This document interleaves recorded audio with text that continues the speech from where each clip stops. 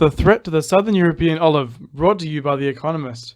The article delves deep into the issues of climate change and how we are responding to it, using the olive plantations of Italy as an example.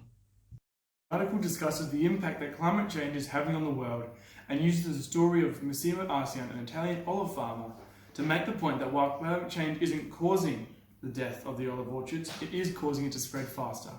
With this in mind, the article then broadens the discussion to the question of whether we should work with and adapt to the changes of climate change, or whether we should fight it.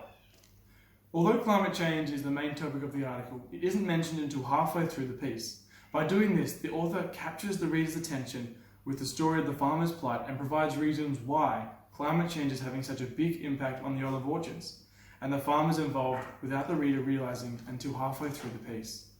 When after taking in all the points, the author is able to make sense as to why climate change is having such a big impact. This strategic use of language allows the author to get their point across without it being interrupted or misinterpreted by the current polarising debate of climate change.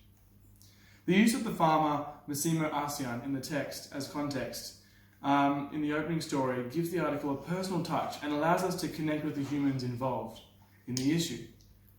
By doing this, the author is able to encourage the reader to be sympathetic and understanding, which makes the reader more conducive to the author's reasoning of the impacts that climate change is having, as the reader is seeing it from the farmer's perspective.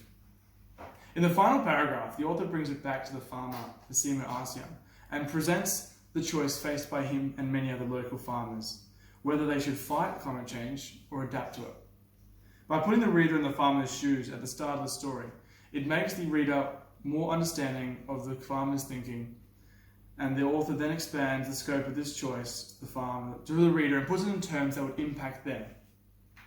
The author finishes the paragraph with a quote of Massimo Arsian saying, "This is the future," whilst describing him holding a handful of healthy olives that had been bred from the bacteria-resistant tree.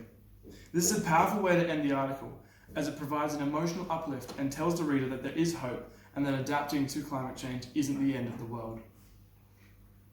The impact of the article is to encourage thought and discussion amongst its readers, as well as to open their eyes to new perspectives.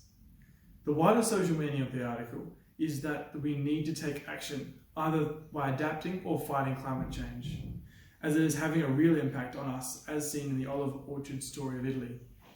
The deeper truths of the article are that the world hasn't come together to overcome the challenge of climate change.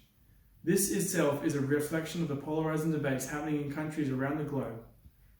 The article highlights through its use of language that the discussion has moved away from science and become highly politicised instead.